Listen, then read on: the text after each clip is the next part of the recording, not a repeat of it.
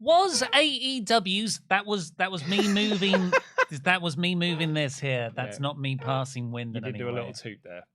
Was AEW's Texas Chainsaw Massacre death match the best / worst? Emphasis on the slash there. Is that the big joke? I mean, just to peel the curtain back somewhat, Ollie Davis, he said, "What's the title for today?" And I told him, and he said, "Oh, I've got a joke. Don't worry, I'll lead us in here, kid." On the fly, I think that's pretty good. Best / worst. / worst. I feel like I've got a new sound effect button that I can press whenever I make a lame joke now. Wish I had that for my 2-minute Googling portion of the news today. I thought it was funny. Cheers, mate.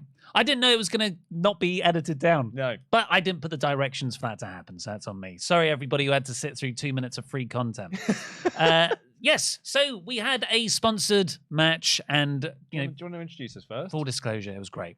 I'm Ollie Davis. I'm joined by Luke Owen at DAD. Welcome to the AEW Dynamite Fight for the Fallen special episode review on the WrestleTalk Podcast. If you haven't already, please press the thumbs up button, give us a subscribe, leave a comment down below with what you thought of Jeff Jarrett's first championship victory in this promotion, and also a very big thank you to our wonderful partners, Geology. Thank you very much to Geology for partnering with us once again. We've partnered with Geology several times now over the number of years that we've been doing this show for, and they've been a fabulous partner of ours, and they are celebrating their 5th anniversary. Oh, amazing. They are an award-winning company. They've been featured in, check this out, they've been recognized in Men's Health, I know that. Hype Beast, Birdie, Esquire, Ask Men, Oprah Daily's Grooming Awards. Wow. And because it is their 5th anniversary, we're celebrating that with 70% off. Sorry, what? I think you said, did you say 17? Surely. No, 70. You are mistaken. 70? 70. Click our link and use the promo code WRESTLE70, and that will get you 70% off your skincare trial. That's great. We'll go into them a bit more after we've done our first opening bit. But yeah, they're great. Me and Luke genuinely use them behind the scenes, and it really has fixed my dry skin here. Yeah.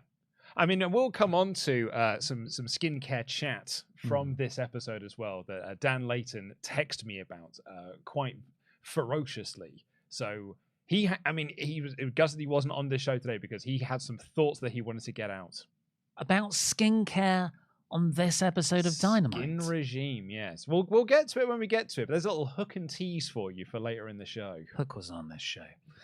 Right, so let's talk about the... there was... This episode was a lot. Oh, yeah. Oh, yeah. There were about 20 matches made for WrestleMania 2000. Oh, sorry, I mean AEW All In. Very good. I've been waiting to say that to you all day. I mean, I sort of heard your WrestleMania 2000 joke earlier. You had it written. You had it written in your notes. Oh, you read my notes? Because I was reading it. Because you're getting your review sorted. That was. Did I have that in the script? Though? Yeah, I don't know if you had it in your script in the end. I think you might have taken it out. Ah, yeah. Oh well. I mean, to be honest, I just skipped to this bit to see what you thought Jesus, of this bit. Do you just not find me funny today? I prefer you using the term because a lot, WrestleMania 2000 famously was a WrestleMania that had only one singles match on it, with the rest of it being multi-man matches. This All In currently has 2. With a third probably advertised. Not advertised Punk yet, versus but Joe, right? promoted is going to be added probably this Saturday. I much rather that than Dan Layton's All Insurrection, because that was the discourse over the weekend, and still is the discourse to this day, that this is a glorified house show. Which I would say is categorically a thick take. Yeah. I feel like it's quite in line with how New Japan would do some of their, not biggest shows, but almost, if there's a range between a B and an A pay-per-view, where they have 3 absolute banging matches at the top, and I do think MJF, Cole, Bucks, FTR, like those are great versions of singles feuds. Those are genuinely big, but then all the rest are 6-man tags to further the next feud, and that's what I feel like this pay-per-view is. Yeah, and I don't mind that. No, I would say I am so ready for All In to be over because I'm sick of the discourse. I am sick of seeing And I will say, British people having a proper whinge about All In. It's all you log in onto Twitter and people just having a proper old whinge and moan about the card for All In. I thought you got off the X. No, you're on Instagram now. No, you're checking. I check in to see what the discourse is. I don't interact with it as much as I used to anymore. But like, what are people saying? Usually, it's when I'm trying to think of what I'm doing for my, the title I'm doing for the podcast stuff. What are people talking about? And yeah, the discourse is just having a proper old whinge, and it's really falling into two categories. Americans who are coming over who are dead excited for the show and can't believe that they're getting to see the Golden Lovers tag teaming together against Jay White, and Brits being like, I can't believe that Kenny Omega's having a singles match. Like, that's their biggest problem they have right now. But we'll get onto that when we get to it, because the other bit of discourse that I don't get a lot of tweets anymore because I'm not really on the platform that much these days. I was inundated with people requesting that Worst Match Ever was brought back for a second series, with this being the first entry on it. I think Worst Match Ever is a series for matches that weren't aware of what they were trying to do. I would argue this match was perfect in its execution because it knew that it was stupid. Oh, this is like, it's knowingly silly. Yes, which I think is a free pass. Jarrett, at the end of this, holds up a world title that's got Leatherface on it. This is a knowingly silly, silly match. The match it's been compared to the most is, of course, the Zombies match from whichever show it was. That's harsh. Because that was a match that was done to promote a Netflix movie that had horror characters surrounding it, and I think that's why. And it was lazy, uninspired, and didn't make sense. Yes, this is inventive. Genuinely, they really put effort in. They did put more effort into it. Unfortunately, we got to see the best version of this because we saw it on Fight. Yeah. A lot of like the haunted house stuff they went through was all during picture in picture. Good. But, like that was a lot of the best stuff. The actual like wrestling itself was messy. This was a messy match. A Jeff Hardy match. It's also a Jeff Jarrett match, which means it was incredibly overbooked, and it had 1,000 run-ins and a load of different false finishes and stuff, and it was full of goofiness and plunder. But it was also two lower card lads going out there and doing a bit of comedy and to promote a video game that it's Lionsgate, but they've got to deal with Warner Brothers, so it's definitely a Warner's can you do some brand integration for us? And all of the money that they have made from this is going to the charity. Like, they are not making AEW have not made a single penny off of this. I think some people are using that as their defense of the match. But I understand why people are comparing this to the Zombies match, because on the surface, the two are equally comparable. On right? paper. On paper. They're horror movie brand integrations via a wrestling match. Absolutely. And also, neither of them are very good. So they are equally but when I went on to check this morning, man, it was outright negativity on this match. This is the worst, not even just the worst match that AEW, the worst thing that AEW has ever put on their programming. This was absolute change the channel garbage TV. I didn't see a single person. There's one person I saw, Brian Quimby, who does a podcast called Guys. He enjoyed this because he really enjoys bad wrestling.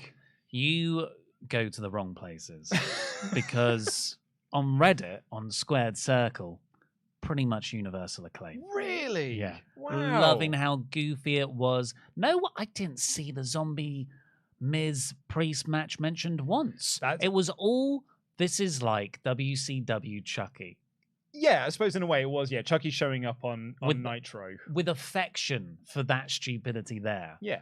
And it was, Chucky cutting a promo on Rick Steiner. Who doesn't want to watch that? Yeah. It's it's like, Sting's coming out with his good buddy RoboCop. It's a little bit like that level of very silly goofiness. But through a postmodern, self-knowing lens. Yeah. Now, never mind X's take. Never mind Reddit's take. What's Luke Owen's take as Jeff Jarrett is now a canonical champion? I am going to quote Taz when this match finished, when he said, and I quote, "Well, that was something." Yeah. My Taz note is, you didn't see this if you're watching the non-fight feed, but he spent the entire 4-minute ad break trying to describe the color red.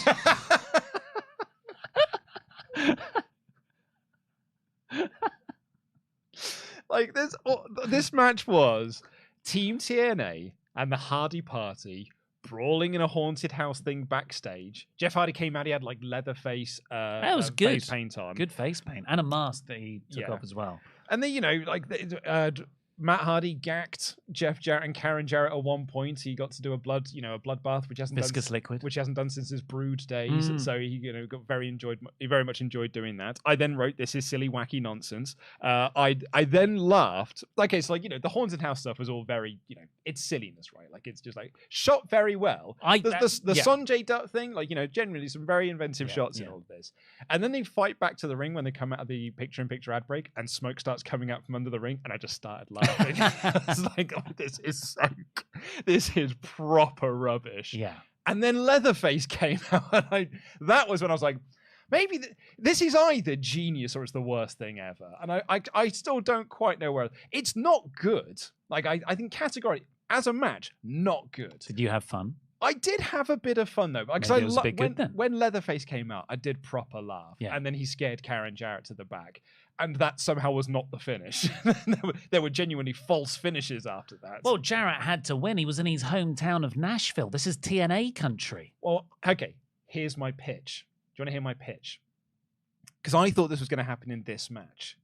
Next week, Jeff Jarrett is going to come out with his Leatherface championship, and he's going to thank Leatherface for helping him. Leatherface is going to come down and reveal to be Grado, and that's how you set up the Jarrett Grado match for All In, which was a rumored match a while back. I love that idea. Here's one better. Same angle. Leatherface comes down, pulls off the mask. Bill Goldberg. Isn't that how you'd bring him in? Yeah. I mean, here's what I like the idea, particularly because they are such goofy heels, is that you say, Leatherface comes down, but you can clearly tell, well, that's not Leatherface. But Satnam's not in the ring. They're like, Satnam's playing a joke on us. And it's Kane. And then you reveal it, and it's Grado. Yeah. And then he does his funny stuff. Grado doing a sort of Muppet Man to make himself taller. Look, was this good? No. Yes. Was this the worst match that AEW's ever had? No. Probably. Was this worse than the Brandy Rhodes American Nightmare stuff? I really don't like Nightmare Collective. When I think what's the match I enjoyed least in AEW, I'm sure there's more, but the one that comes to mind is Matt Hardy, Sammy Guevara. Actively did not enjoy that. Yeah, I think that's a different level of not enjoy. Yeah.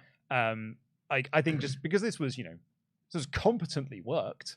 I thought Jeff Hardy laying all of his weight down on that sword. Jesus. It's more lethal than a chainsaw. More lethal than a lethal combination. Yeah. What you said in your review that you were sports entertained by all this? I mean, I think you even God, yes. This was brand integration actually done well. Yeah, I really take against the Miz Priest comparison with the zombie match, because that is a lazy, poorly done thing for ultimately a really crap movie as well, but that's by the by.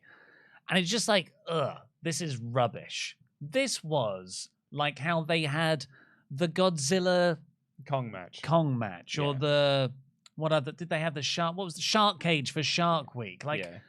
It works. It's tongue in cheek, sure, and it is a branded deal. But look, we do branded deals. It's how you treat them. Like they're not a dirty word. And all of this money was going to charity as well, because Tony Khan had last minute changed this episode to a Fight for the Fallen to help out the Maui wildfires. Like, what a lovely gesture. And Meltzer said it was about $100,000 they got for this. So it's not small change. For me, it's the people you put in these matches. Yeah, I think one of the other things that people take against with the Zombies match is that Damian Priest is supposed to be cool. And that match actively... He's friends with Bad Bunny. And that match made him look not cool. And it was like a little bit, it was very silly. The Fiend or Bray Wyatt coming back is supposed to be this big thing. And his one and only match he had in his return was a Mountain Dew sponsored match. And it's like, that kind of That's not what you want. What's supposed to be one of your top guys, one of your shining stars of this company should not be put into this position where he looks a little bit silly. Or the one that I really disliked was the blood feud between Ray and Dom, which had a dancing emoji, around the ring. Or Bianca Belair coming out last in a triple threat match where she's not the champion because she has to stand there and drink a can of C4 energy drink that's the sort of stuff that I think doesn't work because you're using top stars. These are not top stars. These are goofy comedy characters who then went out and did a goofy comedy match. And so I guess that's why I didn't finish it and be like, that was as bad as the zombies.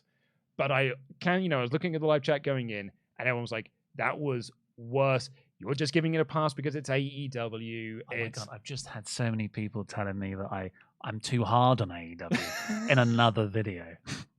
Well, you do need to, pick your one lane. You've got to be purely 100% anti or 100% purely in favor of it. You can't have opinions that are that's where I've been going wrong. That's where you've been going wrong. I've had nuance. You criticize them when they're bad and you praise them when they're good. You can't do it that way. You have to be one or the other. Okay, maybe I'll do that. I'll double down on some controversial views and stick with them no matter what. No matter what. Yeah. And contort those facts until they fit what works. Okay, cool. I've got it. Yeah. So, do you know what? Maybe we'll do a poll. Yes. Let's do a poll. I don't know if Mod Mother is here. If not, I will sort the poll out now. But Mod Mother, if you can hear me, was this? Do you want to do, was it good or bad? Good / bad. Was this good? Was it bad? Good, bad. Those are our two options. Let's have a binary choice on this. Yeah. Well, while you're voting in that poll, let's check in with the OmegaChats, WrestleTalk.com/support. Send in your chats there. We'll read all of them out over $5 before the end of the show. A lot of discourse, as you were to put it, on this. 35 Antonio. This was a show of two halves. The first half was great. Then it went downhill with the Texas Chainsaw Death match.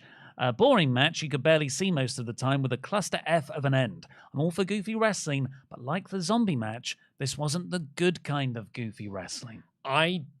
Because someone said, this is not going to make people want to watch AEW. I don't think if you were flicking through the channels and you saw this, you'd be like, oh, I'll stick around and watch more of this, I think this would probably make some people, go off it and turn against it. So I totally get it from that argument. I think you'd stop and you go, what?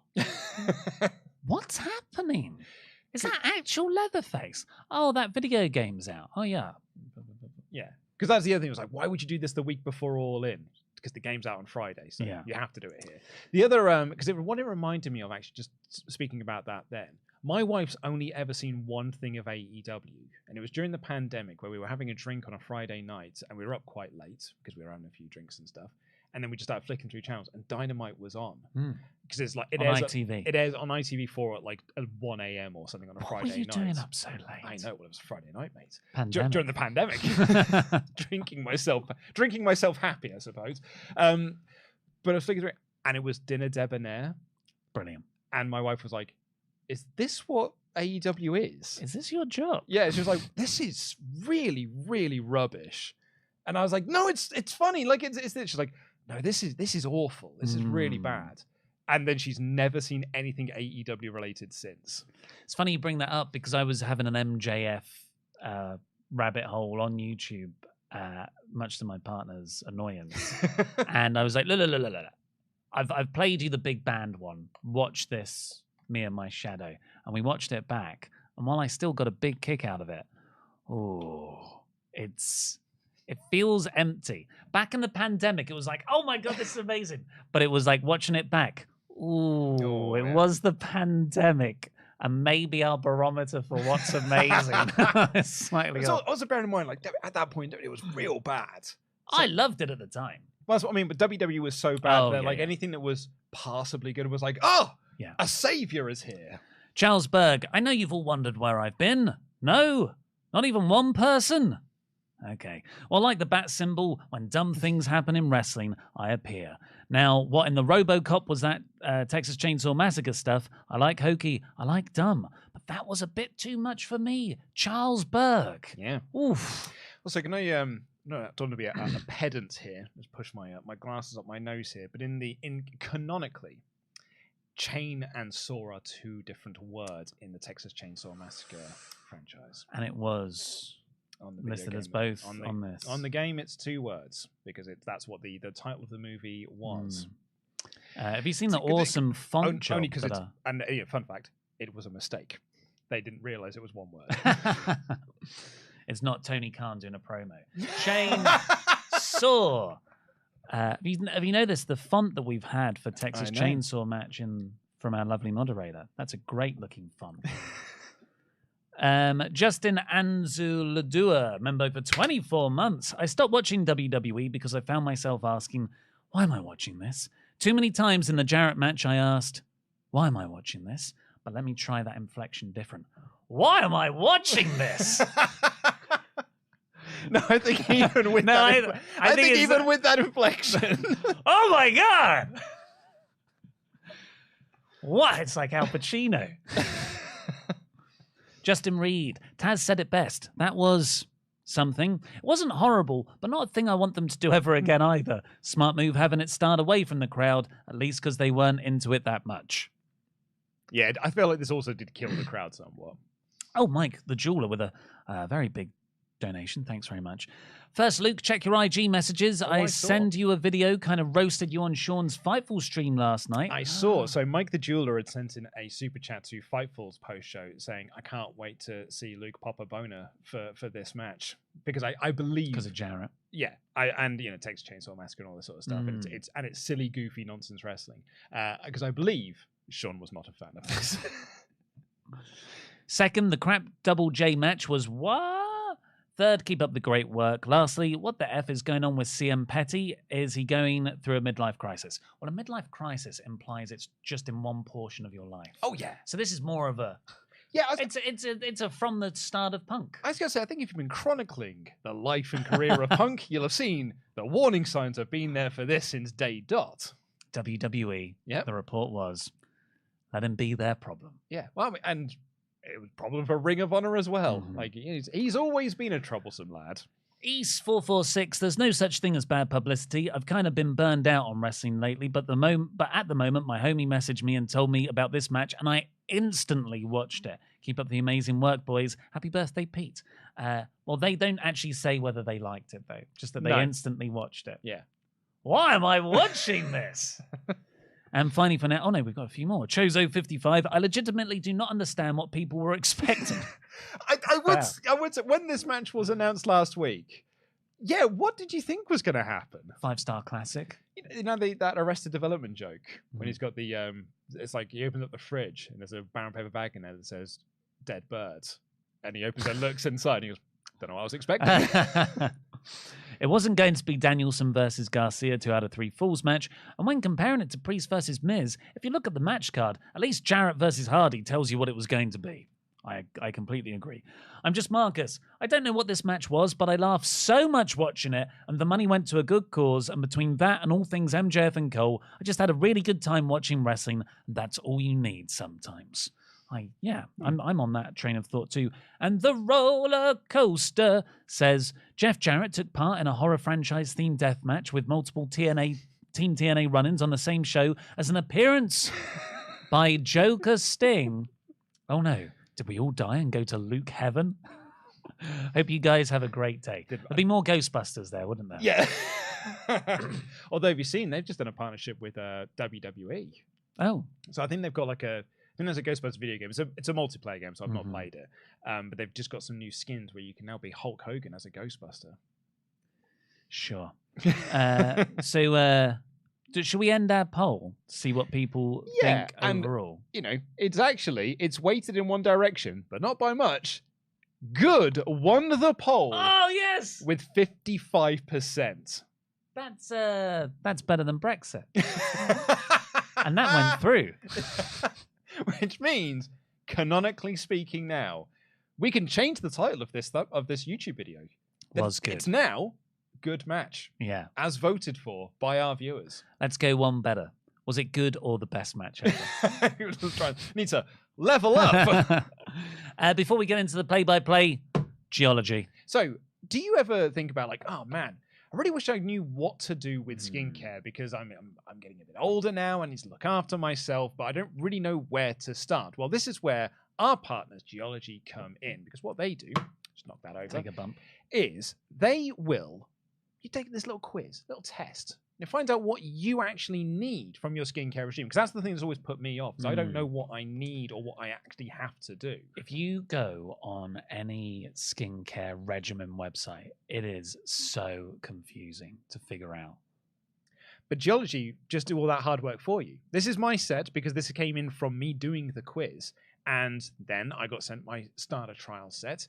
And then I've just carried on ever since then. And it's been great. And they separate out into night and day. It gives you a routine to follow, which I'm bad. I need this sort of thing. Yeah. And it's been great. And we've been using them now for a number of years. Yeah.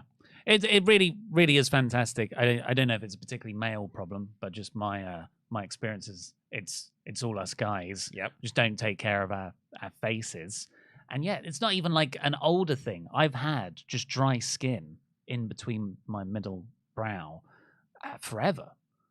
But I just always picked it off. Or I'd go to the tap, I'd run some water, and I'd just rub it back into my face.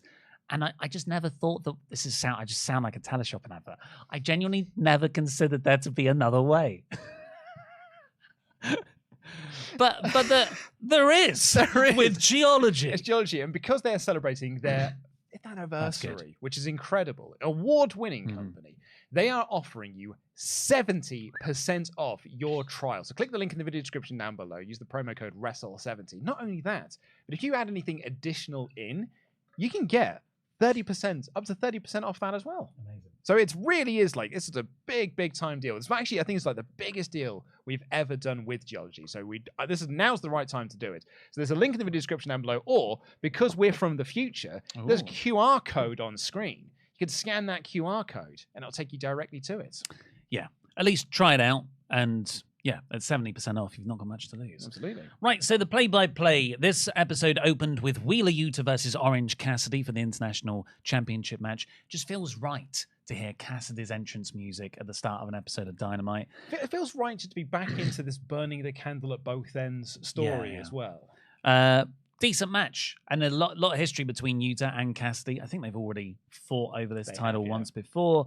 And Mox and Claudio popped up at ringside to distract Cassidy, but Cassidy still got the pin, sort of the same Brett Bulldog SummerSlam finish with the reverse pin. And he retains. Really, really great near fall off that the seatbelt as well. Because Yuta, like the story of the seatbelt is, it's a move that Chuck Taylor taught him when he was part of Best Friends, and he's now using it almost like as a heel move. And that's really great because Cassidy's brought this up when he's been on commentary as well. So I thought it was a really, really good near fall. I also enjoyed Cassidy hitting the paradigm shift while staring daggers into Moxley, because that's likely the all-out match, right? Is Cassidy versus Moxley for the International Championship. But the other part of this is not only is his back is sore, his shoulders are bad, his hands sore as well from all these title defenses. Now his knee's bad. So he really is like, the clock is ticking on this reign of his. In an episode of 2K, in a game of 2K, his whole body is red now. Yeah, in that little damage counter. Or in Smash Bros, he's like 400%. Oh, you just have to flick him and he goes. Do you want to hear my fancy booking pitch just very quickly? Go for it. Cassidy retains against Mox at All Out, loses it on the Wednesday Dynamite to whoever, and just wins it back and has a really long run of really short reigns. Well, don't you think that's like, that kind of fits his character? What, so he wins it back, then loses it, then wins it back, then loses it? On a weekly basis. It'll be a hell of a Survival Series game. Yeah. And then it will be like, well, he's won it back and lost it every week for 2 months now. And that first time he retains it is going to... That's what I don't know. Mox and Claudio jump Cassidy afterwards. This is the running theme of this show, that every match or segment ends in some kind of beatdown. Was a bit overbearing. Well, we are 2 weeks out from a pay-per-view, and this is the Tony Khan method of telling stories. Oh, yeah. I would just maybe, start telling those stories 4 weeks ago, so you didn't have to do all of the run-ins on one show. To come to the defense, if I may, they have been building this for the last few weeks with these sort of beatdown angles after the matches as well. Okay. Are you trying to tell me they've not been building Blackpool Combat Club versus Best Friends and the Lucha Brothers since the last pay-per-view? But you so since Blood or Guts, rather. That's the one that they have been. But you could have done other feuds a bit earlier, so you didn't have all of these post-match beatdowns happen on the same show. Well, they were tied up with the Elite leading into Blood and Guts, and then like the Dynamite after Blood and Guts is when they started their feud with Best Friends and with... Oh yeah. So, for this one, that's okay. Like when I wasn't annoyed by this one, but an hour and a half into the show when I was watching my fifth one. I'm not telling you that it's not repetitive, because it's well repetitive. It's just when people keep being like, oh man, they've not been I was like, no, yeah, if you've watched the product, they have been telling these stories and then announcing the matches 2 weeks after the show, which, you know, again, I don't want to sound like I'm just this big AEW shill or whatever. They do that for every pay-per-view.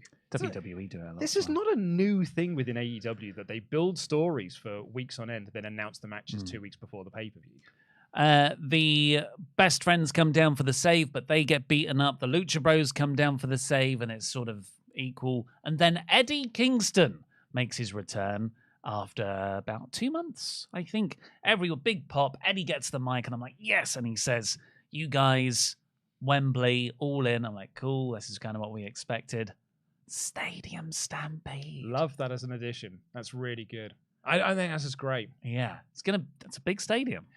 That, and which is why, like, it's, you know, it makes sense to do Stadium Stampede when you're at Wembley Stadium. I then saw people complain that this match was happening at All In. Oh, this has always been built though. I didn't expect it to be a 6-on-6, because that's what it is. It's Eddie, Lucha Bros, Trent, not Seven, Trent, Beretta, Chucky, yeah, and Orange Cassidy versus Moxley, Yuta, Claudio, and 3 mystery men. Who are the 3 mystery men? Here's my pitch. They can't all be Lacey Evans. Here's my pitch. Zach, McGuinness, Hero. Okay. Yeah, okay, let's go with that one. McGuinness is a great shout, and Hero, yeah. Oh, I mean, it'll be it'll be Shota Umino yeah. and probably the Guns. So yeah, really exciting. It's quite frustrating as an Eddie obsessive that he hasn't been able to tell the middle part of this story, because 2 months ago it was building to a climax, like him and Moxley and Claudio, and then he goes away to do the G1. Great for him, but that means when he comes back, it's like, oh, we've skipped the whole middle part of this story to go to the end with Stadium Stampede. So hopefully post All In, we get something properly meaty singles feud for Eddie. Yeah, I feel so. I build to Kingston and Moxley for Full Gear, because we're going to be doing Moxley and Cassidy, I would imagine, at All Out. Yeah. So yeah, I think that's a fair point, because it's like, maybe you go Moxley Kingston for the International Championship at Full Gear. Yeah, I wouldn't mind that at all. Yeah, first gold. Eddie trying to win his first gold. Yeah. That or the Leatherface belt. He's already come drenched in the blood. It's prestigious. JR then had an interview with Kenny Omega, as advertised last week, where Kenny put over the idea that Don Callis was an uncle figure. You know, he's not actually family, but he was. That's how he was raised. Said he gave him vials as a kid. Yeah, I know. Which is, like, you know, I assume a reference to Don giving Kenny steroids. Which is a bit of an odd one for the Kenny character to say. It's either that, or, you know, if you're a fan of the book Journey into Darkness, which is the WWE book about the history of Kane, Paul Bearer gave Kane chemicals. Right. So maybe it's either, I think it's one of two camps. It is either steroids, or it's the Paul Bearer chemicals from Journey into Darkness. It's Venom from Bane's Batman. So he's trying to get away, and they showed some cool DDT footage of his history with Takeshita, and Don interrupts in a great way. He's like, what did he say? Oh, if you're going to have a show about this guy's insecurities, you'll need 3 hours, buddy, talking to JR. And then says, sorry about your mental health, kid. I was just like, Don is so good. And I love that they did this at Daly's Place as well, because it's, this is where Kenny and Don's on-screen partnership began, when he won the title at Winter is Coming all those years ago. And I really enjoyed his line, like, I'm the god of pro wrestling. Those are your words, Don. I'm the god of pro wrestling, and this god taketh away. I'm going to take Takeshita away from you. Bullet Club Gold attacked him, and then Takeshita joined in as well. That was an injury angle, because then we cut to Hangman Page. Not at Collision. Nope, at a hospital. So it was in the car park somewhere. Of Collision. Not of Collision. No, it was the car park at the Greensboro Coliseum. Was it? Because he wasn't allowed into the building. Well, yes, we'll just film it outside the building. It's not actually in there. You know how, like, when Adam Cole was barred from ringside, so Roddy just lured Jericho outside? Yeah. That's what they did here. But they had an ambulance, and so you get the sense, but it really didn't look like a It didn't look like it at all. This was proper rubbish. Oddly, this got to me more than the Texas Chainsaw Massacre deathmatch. I've written it. Paige cuts a pre-tape from the hospital. I think it's because it's actually a very realistic story, and it's very sensitive about stuff like Hangman's potential depression because he's drinking again. What does that mean? It's great. Zooming in on that. But for it to be in such a soap opera, a cheap soap opera style setting, threw me. Oh, I don't know. I think that's a bit of a downplay on soap operas because they'd have built a set. This was a car park. Yeah. So Hangman said the thing about beatdowns is he got to finish them, and he announced that him, Ibushi, and Kenny will take on Bullet Club Gold and Takeshita at All In. And this is why, I get people wanted a Kenny singles match. If I was Tony Khan, it's what I would have done as well. Omega Ospreay. Well, I just think you can't do that match because he's a New Japan talent for a New Japan title. I guarantee you that's the Wrestle Kingdom match. Right. And part of the deal was, Omega comes through, but the third match is going to happen at Wrestle Kingdom next year. Because otherwise, I probably would have suggested doing it here. We all did suggest it. The reported plan was it was meant to be Omega Danielson and do the rematch too. And that's, a big match that you could do. Even then, they would have announced it 2 weeks ahead of time, so I don't think people can use that as an argument. But I would have put Kenny in a singles match. But I'm not going to All In, arms folded, like a lot of these miserable pricks are online, because I've got to watch. I'm being forced to watch Kenny team with Kota Ibushi, the Golden Lovers, a team that 5 years ago everyone was salivating at the idea of wrestling again. And then him and Hangman Page were one of the best tag teams in AEW, a series of 5-star plus matches that they had. Going up against Bullet Club Gold, who themselves have just had a series of 5-star plus matches with FTR, or a really hot act on Collision right now. Feels like we're building towards Bullet Club versus Elite, which is something that people have wanted as well. Omega and Jay White, this is really exciting stuff. And Takeshita as well, who's had a great run. I just can't fathom the idea that people are whinging about this. So we cut to the interesting thing about this is when Hangman announced it, there was no audience pop. And I was like, that's weird. What, are they not into it? Or is it muted? What?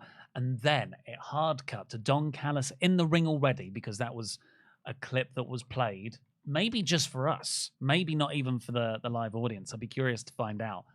And the crowd are just nuclear booing Don. I thought they were booing the match announcements. No, I picked it up right away, and I was like, this is just in terms of episode structure, this has been a really well-flowed episode up until this point, because it's from that into, here's the Jericho segment. Yeah. Seamlessly. As I said, the only reason I thought because they literally just had that segment with no reaction, and then it cuts to the crowd and you just hear boos, and I was like, are they booing the 6-man tag? And then I was like, oh no, they're booing that kind of piece of ass. This was probably my least favorite thing on the show. This was no good. Yeah, so it's Don Callis. Jericho comes out to announce whether he's going to join the family. He teases it out a bit, and then he says, yes, I will join the Don Callis family. And Don's like, that's amazing news. And they go to leave, but then Jericho's like, what's that thing in the ring? It's a gift for me? And Callis is like, oh yeah, I got a painting done for you. But that's don't pay attention to that. Let's go and celebrate. And Jericho persists, and they unveil it, and it's actually a painting of Don holding Chris Jericho's severed head. And Don tries to get out of it, but he ultimately admits, Jericho, you're a big egotist. I never thought you'd join my faction, so yeah, I was going to turn on you anyway. I think he slaps Jericho. Jericho chokes him, and then Takeshita beats up Jericho, and then Will Ospreay beats up Jericho with a steel chair to the face. Yeah, and they've been building this Don and Will Ospreay kind of relationship since Forbidden Door. But obviously, Will's also been doing the G1, so he's been a touch busy. Now the G1's over, they can do some angles like this. But oh man, like Jericho turning like. Was he babyface going into this? Did he turn heel then back to babyface? He's very much a babyface by the end of this, but are we now doing babyface Jericho going against heel Ospreay in England? Because I mean, I hate to tell you this, Chris, but I think Will might get cheered in this match because he's our boy, especially in jogging bottoms. Yeah, it's jogging edition. This was a massive misfire of a segment for me, and I think all of these Jericho angles have been massive misfires for me. Don, I think, is doing great stuff. Like the backstage thing last week when he was like, "Oh, if I've got anything to do with the break," Don's doing some great work in here, and Chris is doing some good line delivery as well. I just felt like all the segments are just really messy. Yeah, I'm not into it. Jericho's character is the biggest fundamental error, I think, where he committed to being in with Don. And then I was actually like, okay, this might be fun. And then it's like, oh, but Don turned on him. So Jericho hasn't got any sort of moral thing to stand on. Sammy Guevara runs in at the end, by the way, to make the save. And I'm like, well, he just sold you out to join this other thing. That's it. Like Sammy said, well, I'll wait to find out what your decision is. And his decision was to join the group. Yeah. And then Sammy still saved him anyway. I think a lot of this is dead messy. And I had my piece on this in the Collision podcast a couple of weeks back. Will Ospreay versus Jericho? Not the match I'd have booked for All In, but you convinced me on it, which is that this will be the biggest match that will likely ever have. Yeah. And so you want to do it against a guy that outside people are going to recognize. Has had so far. Yes. I wouldn't say we'll ever have. Yeah, you're absolutely right. Well, 80,000 people might be the biggest audience he ever wrestles in front of. Oh, yeah. So, on that sense, I mean. Yeah, you're right. It's really not, big. But, yeah, and in terms of audience, might be the biggest audience he ever wrestles in front of. So, yeah, put him in front of a match with a guy that lapsed fans are going to recognize. And, as Jericho said later on, it's a match they were meant to have at Wrestle Kingdom before the pandemic ruined things. So, yeah, it's good. It's not what I would have done, but don't mind it. Yeah, I think the match will be amazing. Oh yeah, but the story, Jericho's character going in, I've really not enjoyed. Jungle Boy got a promo backstage saying the only thing that's better than being the best ever champion is retiring the championship belt. So next week he's going to retire the FTW title. Taz was not happy about this. Yeah, cuts back. And he's like, wait till next week. What? So probably Hook comes out, right? Darby Allin and Nick Wayne took on the Gates of Agony as part of the Mogul Affiliates feud. I thought Nick Wayne was awesome in this. He's just sold his ass off. Gates of Agony are really good at sort of destroying people as well. Swerve and Fox watch on from the ramp. And Darby eventually got the win after some good babyface comeback bits. We're going to have our next post-match beatdown because Swerve and Fox are walking to the ring. But Joker Sting appears on the Tron. Gets the amount of days wrong before All In. And Prince Nana corrects him. It's Joker Sting, everyone. How long was Joker Sting in TNA? Well, it was maybe a year during the Hogan era. Yeah. It was well weird as a time. I remember enjoying the delivery of the promos, but never getting into anything he did. Yeah, I would say that. I very much enjoy his performance. It's a good impression. It's a great impression, and I don't mind it, mate. For me, the bigger thing here is I still can't. No one can give me a good reason why this isn't a six-man tag. Especially because Nick Wayne's right there. He's literally there. I thought he was written off. He was a very focal part of this storyline. Unless he gets changed next week to being a six-man, I can't imagine why this isn't a six-man at the pay-per-view. I think give Sting the big tag at Wembley, and then All Out might be Darby and Nick Wayne in a tag match against whoever. Yeah. But I really like everyone involved here. It's just, that Nick Wayne bit is weird that he's not involved.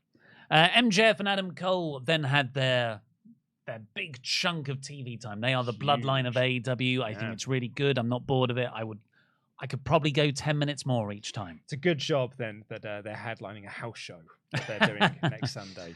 They started off with a little sketch that had been pre-filmed. They're facing Aussie Open, of course, for the ROH tag titles on the All-In pre-show. So they've got to do some strategizing research. They go to an Outback restaurant. An Outback steakhouse. They are about to watch Crocodile Dundee 1 and 2 on DVD.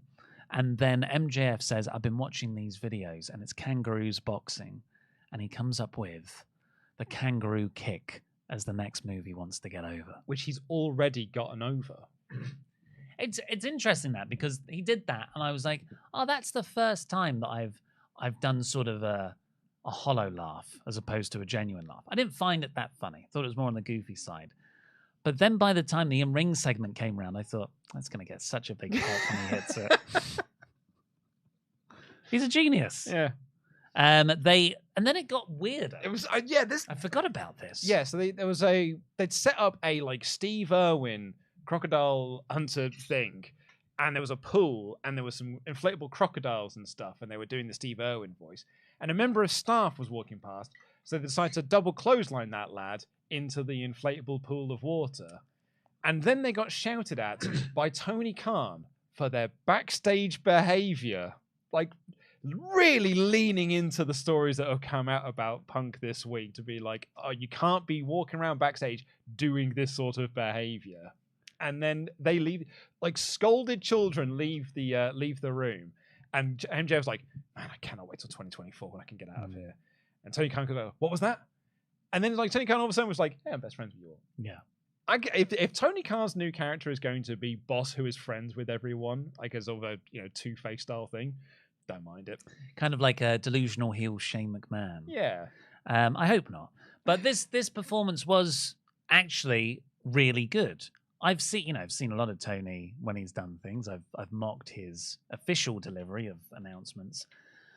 And when he did the TNA bits years ago, where he was two-tone with Tony Schiavone, I thought, whatever. He's paid a lot of money. He gets to have a fan experience thing. And it was fun. But there was a level to his performance capabilities. I thought an actor was doing Tony Khan's voice, and that's why it was so good and shouty and forceful. Yeah.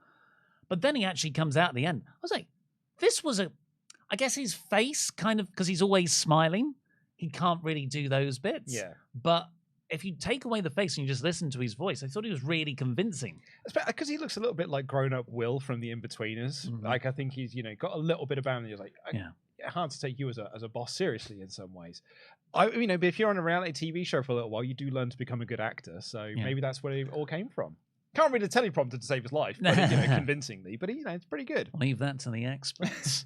I always mock Tony Khan when he's on screen because he's generally a bit funny. But this, I thought he was good. Yeah, so good. Credit. Oh, no, that's not what I'm not. I've just meant to stick to one opinion. Oh, you. Despite if they change. Oh, no. You've ruined it already. Now the comments aren't going to know what to tell you. Max. Maybe we should do another poll. Is Ollie a shill or a hater? Modmother, we have a second poll, please. I'm a Schlater. Like Sean Connery saying Schlater. Yeah, from Saved by the Bell. Slater was a character from Saved by the Bell. Right, yeah. I remember. He hosts shows now. Does he really? Yeah, he's like a Dermot O'Leary. Is he really? In America. He's a new Dermot. I'm pretty sure. Yeah. What's his name, the actor? Just doing my because I've been trying to think of what it is. I'm going into that realm. I realized this is what I did. You can't do this on the WrestleTalk News. No. And just try and think of things. He was in an episode of Brooklyn Nine-Nine for a cameo appearance as himself. Is anyone saying it in the chat? Yeah, we'll find out. They'll be able to tell us in a second. Well, I don't want to move on until we've... Yeah, we can't move on, can we? No. I mean, we could Google it ourselves, but... Has the chat just stopped? No, I think they're trying to work out Mario Lopez. There it is. Yeah, it's because they're trying to work out whether you're a shill or you're a hater. Modmother has actually refused to do the poll. Thank you, Modmother. Right, so after that, we go... I really like the way they structure Max and Cole's bits. They feel so meaty and substantial, and that's often one of the criticisms I have of AEW. It's like, you'll get one segment for 2 minutes of your favorite story, and then 3 weeks later you'll get a match. But this is like segment, match, all in one episode, all back to back. Great. So you go straight into Max and Adam Cole arriving in his car, and they go off to do things. Max is like, I've got to take a big dump after my outback. Cole literally is like, hey, that means you need to stick around after the break for our promo segments. Really good. Yeah. And Roddy comes in afterwards, kicks the car, and injures his foot.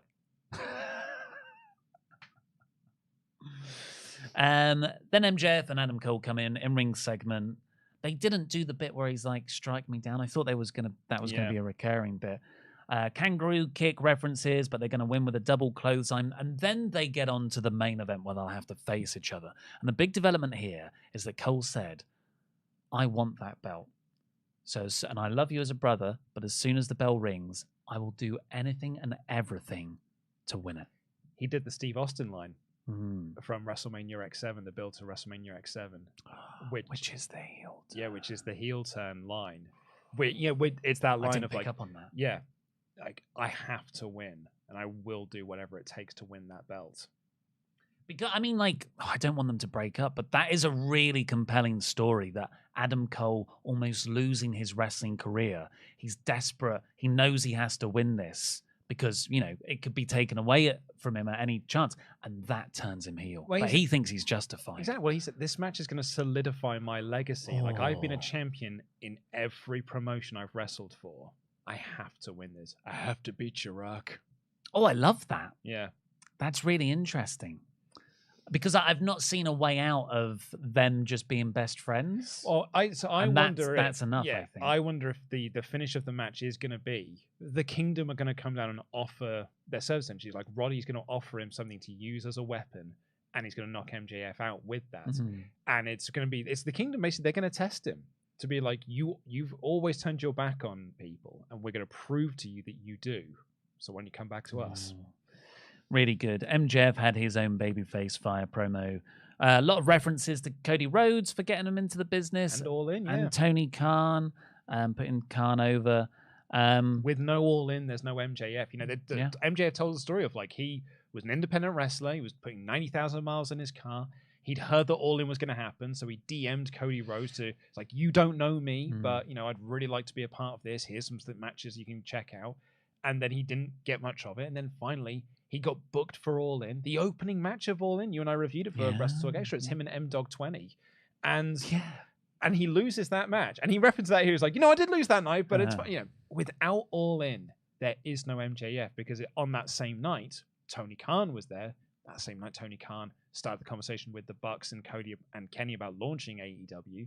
And they were like, that's one of the guys we've got to have there. Really, really, sincerely amazing job, everyone involved for this. Yeah. And really building this up as a genuine main event of this show. Exactly. I love you like a brother. Like, I like the way he said, like, it means the world to me, this match. But it's not everything to me. This title is everything to me. And a win at Wembley is going to make me legendary. Like, oh man, genuinely, I cannot wait.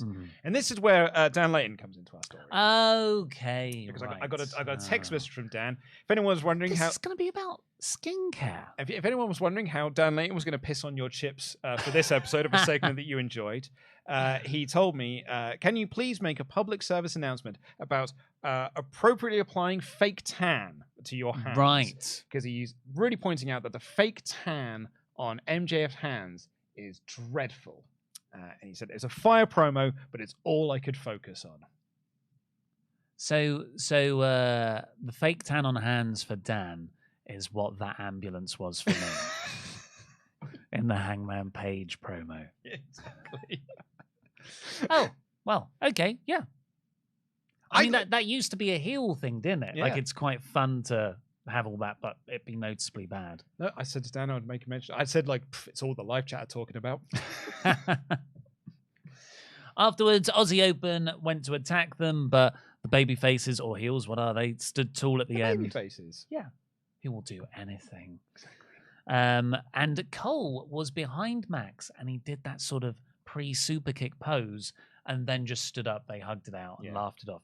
So, yeah, good stuff. I just love this storyline. I know you mentioned like the post-match beatdown was done a little bit too much. I would also argue people attacking someone else during an entrance, that was done like 2 or 3 times on this. Pre-match beatdown. And setting up to do my finisher before you turn around and then we actually just shake hands, because that was also done twice on this episode. With FTR as well. Yeah. So producers, just have a chat with each other. Just let them know. Do you remember that scene in The Wrestler when they're just like, "Are you working over the legs? You're working the leg. Okay, well, we'll work the arm instead." Have these conversations, guys. Renee Paquette's with Jericho backstage. That's when Jericho calls out Ospreay for All In. So that's the match there. Mm-hmm. Texas Death match. I've written Texas Death Chainsaw Death match. Just trying to get SEO there in my notes. I'm sure the sponsors were happy. Baker versus Bunny. Britt Baker versus Bunny. This was fine. No. Didn't go that long. I thought it was never in doubt that Baker was going to progress. I think this first round of matches has been useless and is probably a way to cover the lack of any real storyline or character development. So there was a report from SE Scoops that said there was, and I think a lot of websites kind of misreported their report, which was that one person they've spoken to has said that there's some unhappiness around Wembley. But their problem was not the actual card of Wembley. It was the lack of clarity on whether you were being booked or not, because a lot of these matches are sort of taking... So it feels like it's taken a while for Tony Khan to finalize what the card is. People aren't unhappy with the card itself. It's just that they didn't know far enough in advance what the card was going to be. But someone else in that report backed up Tony Khan to be like, look, injuries have really hurt us here. This whole show was likely going to be built around Omega Danielson. Danielson got injured at the show when he was starting to put the plans in place for All In. That hurts things. Jamie Hayter getting hurt and then hoping she might be able to come back. And they were basically just...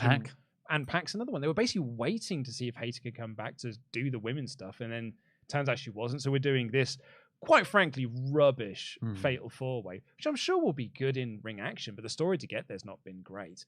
But I at least appreciate that they've done qualifying matches to get in, because as opposed to just announcing 4 women, I think it's better that they've at least fought to get to their position. I think that's better than just announcing people.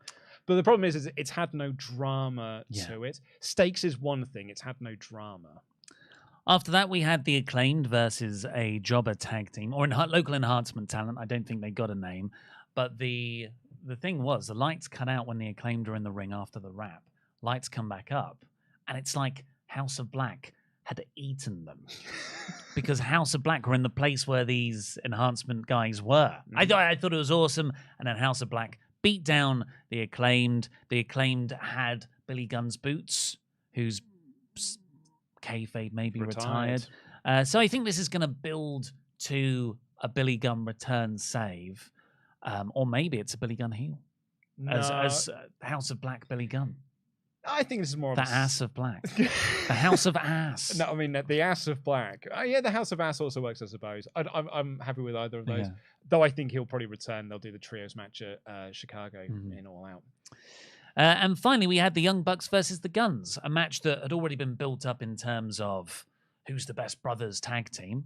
But it had an added element because it was Bullet Club Gold who had attacked Kenny Omega. Of course, the Guns are in that faction as well. Yeah. I thought it was great. It was just a great Young Bucks match. The Guns looked excellent. And I'm like, well, obviously I actually really like the Guns, but I bet 80% of this is the Bucks. Just so in awe of how good they are. The Guns tried to cheat to win. The Bucks reversed it and cheated to win themselves. Bullet Club Gold attacked them afterwards, about to Pillmanize their legs, but FTR made the save. And that's the thing. It's like, FTR want the Bucks to be fully fit for their match. Yeah, they were really putting over. Omega and Page can't make the save because they're at the hospital still with Omega. Who could possibly run down and make this save? And it's their opponents at Wembley that run down to do it. Yeah. I really, really like this as a finish, and as a close to the show as well. And it's that's now House of Black have felt like a collision act. The Acclaimed sort of feel like a collision act as well on this show. FTR being on the show 2 weeks in a row. Can't get closer to Punk than FTR. No. So, I really like this as a close to the show. And what was a wildly chaotic episode of Dynamite. I saw people were really, really down on this episode. Like, not just because of the Texas Chainsaw stuff, but like awful matches up and down the card, awful, like, just because it was chaotically booking. Felt like someone described it as when you've got 6 months to write your dissertation, but you wait until the night before. Like, that's what this show felt like. I really enjoyed it. I can see its flaws, but the only thing I actually didn't enjoy was the Jericho stuff. I had a blast with the rest of it, so I gave it 85%. Yeah, I enjoyed this. I'd probably give this a solid 3 out of 5. I'd probably bump it up for a 4 just because of the chaotic nature of it. But yeah, I enjoyed myself. Before we get into our remaining Omega chats, let's say a very big thank you to our wonderful Pledgehammers on Patreon. Reese Cook, what the Rock is smelling. That's so complicated to say. Mr. Moneybags, Rich Holt. Burley, Rob Burwell. Daylight Robbery, Rob James. Yo, Adrian, Rocky. De Farm General, Roman Dietrich. Ross Pooper Scooper Cooper. Rue the Day, Rory O'Brien Kelly. He smells like beef and cheese, San Santa. The Man with the Scoops, Sean. The movie Luke has never seen, Selena. Here's why, Simon Dormer. Thank you very much, everybody. Go over to patreon.com/WrestleTalk to get your own shout-outs over there and loads of extra content. Well, next week, yesterday was WrestleTalk After Dark. Tomorrow, next week, it will be myself and I, Davis, reviewing SummerSlam 2013. You got there eventually. Got there in the end. I'm glad that we took the time out to plug our Patreon contents. Let's get into your remaining Omega chats. Ding, ding, ding. This is your final call. Read all of them above the $5 US. And Evan Reich's going to kick things off, saying, I turned the TV off when the match started. Felt too cinematic for me. Not the kind of matches I would put on my card when I got 2 pay-per-views coming up in the next 3 weeks. The game's out on Friday. Even if you were paid £100,000 for it, dollars, and you could give that to charity, I don't know. I think I'd make room. Do you know what? With those scenarios, I would 100% do it. 35 Antonio, adding to my point, it's great that it's for charity, but it being charity doesn't change the quality of the match or my viewing experience. They could have come up with something better and still donated to charity, like a proper one-on-one match with some shenanigans. Bad TV is bad TV. If you didn't enjoy it, I can't really convince you otherwise, but if you do a proper one-on-one match, then the brand integration kind of might undermine it. What you want is something silly and tongue-in-cheek anyway, and that's a better way to put in the sponsorship. Lord Blake O.B. says, I feel like a lot of people that like Joker Sting also think that Jack Nicholson is the best live-action Joker. By the way, Jack Nicholson is the best effing Joker. That death match was Brand X, but everything else on the show was Joker Brand. Love that Joker. That's great. Dr. Huas says, not calling the Stadium Stampede match Anarchy in the UK is the single biggest blunder in AEW history. I guess it's a different kind of match. Well, Stadium Stampede. They're in a stadium. Of course it's called Stadium Stampede. Yeah. William Rosmer says, can we take a moment to acknowledge our Tropicana chief, Orange Cassidy, who's now defended his title as many times as Roman Reigns in the third of the time. Acknowledge him. It's one of the great title runs of this decade so far. 35 Antonio, guess the 3-week women's push is over. It's absurd how NXT gives their women's division proper care by having 4 to 6 ongoing stories and feuds and character direction. 2 of the most over women with just 2 hours, yet AEW with 5 hours and more talent and star power doesn't even bother with doing half of that. To that point, 35 Antonio, main rosters also, like Raw and SmackDown, are not doing much better. NXT and Impact are like really waving the flag for women's wrestling at the moment. But I also think, Becky, Trish, Rhea, like they feel like genuine stars. I couldn't tell you. I don't know, dude, you didn't see Raw this week. Like the Becky Trish stuff this week was like, I came up with my theory this week is because Dan was there being like, Triple H was there doing all the NXT stuff. Like, why isn't he doing that now? And I said, because it's not popular anymore. It's not like, you remember when they started doing the women's revolution is because women in sports was like the buzzword at the time. It isn't anymore. It's just a normal thing now. I'll lie. I can't move for women's football at the moment. But it's just a regular thing now. It's not like if it had happened 10 years ago, it would have been like, we're pushing this through. Now it's part of society, which is what it's supposed to be. And I think because it's not the big buzzword anymore. It's like, we're actually not that interested. Chris Walker says, hey guys, not a great show, but I was thoroughly sports entertained. Some all-in fantasy booking. Shibata opens challenge for the pure belt. Unknown music hits, and it's Nigel McGuinness standing up from the commentary team to accept. It's a perfect division to protect him. Yeah, I wouldn't want two guys who had to retire for serious conditions to have a match. But I like the idea. Bacon Rasher says, hi, lads. I get that people want a Kenny singles match, but I'm in row 6 at Wembley, and I want to see as many AEW stars as possible, so we won't see them live, as we won't see them live again for a while. I'm really looking forward to the show, and I like the card. Jam that jam, lads. Oh, it's great to hear. Graham Shaw said, last week, neck brace Roddy reminded me of Wayne's ex Stacy from Wayne's World. This week, Roddy hurt himself by hitting a car while focusing on his man. All we need now is a pop-up powerbomb through a gun rack. Andy Sandbox, 85%. Ollie hates AEW. How do you feel about the idea of getting everyone on the card mentality for big shows? Personally, I like the idea of many multi-man matches over a battle royal, and MJF Cole is the best story to carry the pay-per-view. It's a GOAT angle. I have always been against let's get everyone on the card, or this person deserves it. I think you book the card that fits the stories that you're telling and put on the best match possible. I think this is All In. I think is a very good example of you cannot please everyone, because you're right, and I also agree with this idea that not everyone has to be on the card. You don't need to get everyone on the card, but equally, you've then got the but what about this person? What about this person? You've both got to have everyone on the card in singles matches, but not too many matches. You've got to have everyone on the card, but not all in multi-man matches. You've got to have everyone on the card, but not in battle royals. Like, there is no way to serve all masters here. So you can't please everyone. And I think what you do instead is you kind of book half and half. You've got a show that is built around core singles matches and then fun multi-man matches. I just look at the takeover era between 2015 to 2019. I'm like, that's it. It's a bygone era. Yeah. But even then, there are people who are like, because someone said in the if you get on a takeover card, Matt, you have earned it. Well, apart from Baron Corbin, who just seemed to keep getting on. But like someone in the chat earlier when we were talking about the 6-man tag, and it was like, why don't you just do Kenny versus Jay White? It's like, you could do that. But then you'd have people saying like, well, what about Juice Robinson? What about Takeshita? What about Hangman Page? What about Ibushi? So you've got to do it in a multi-man match to try and appease those people. You can't please all masters. Mike the Jeweler here says, Luke, I'm just kidding. Next time I'm in the UK, the fish and chips and drinks are on me. Take care, lads. P.S. Joke Sting is the best. Also, I was the person that sent you the Brody Lee cameo. That you watched when you did the tribute video. Love all you guys for daily entertainment. Take care. Thank you so much for that, Mike. And I'd also like to say thank you to Mike and Andy there, because all of those chats are well over the usual amount. So thank you very much. Ben Walker says, G'day, boys. As an Australian, I would like to formally say on behalf of all Australians, the MJF Cole segment is very accurate and represented us as a nation spot on and made me feel proud. Kangaroo kick party! Yes. William Rosmer, pitch for BCC's 3 mystery men, Butcher, Blade, and Kip.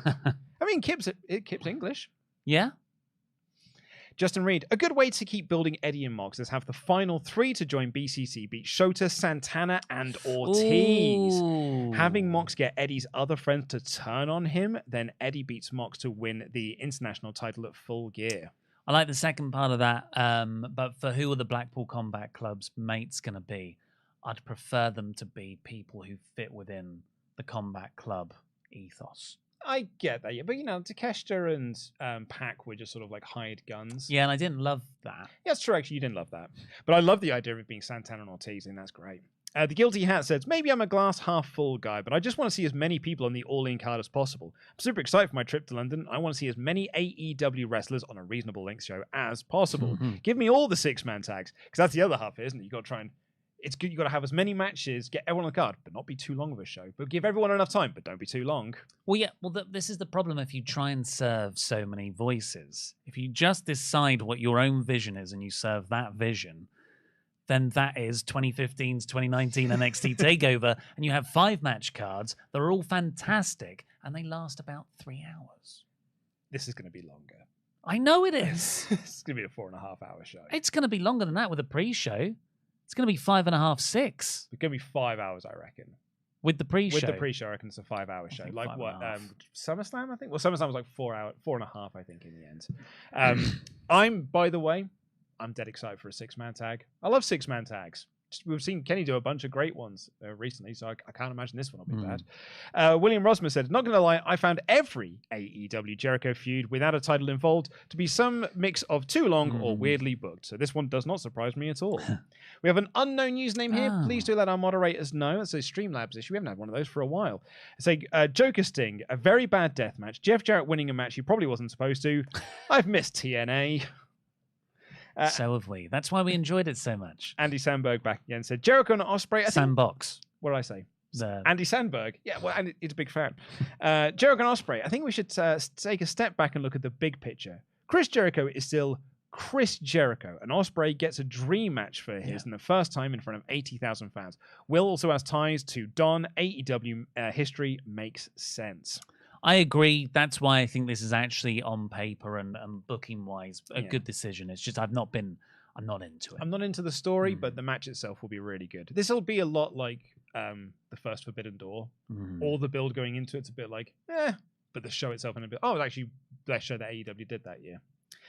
Mazwari Rizvi, sorry if I said that wrong, said, a bit unrelated, but what's your take on MJF asked to be on Logan Paul's podcast? On one hand, I would like to see the two interact, but I think it would be good for AEW. But then there's a lot of people calling it desperate and unbecoming of a champion to go on a podcast. Well, I guess Logan Paul is WWE affiliated.